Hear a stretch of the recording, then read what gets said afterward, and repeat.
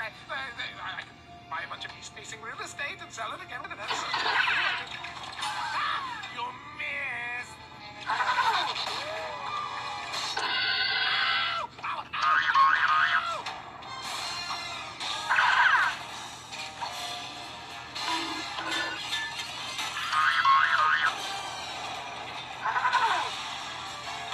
You are too late.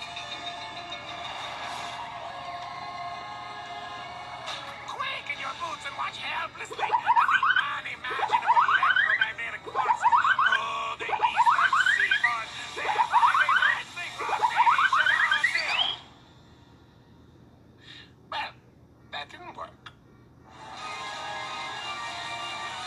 And now we have a 2-ton ball of tinfoil traveling 200 miles an hour directly at us.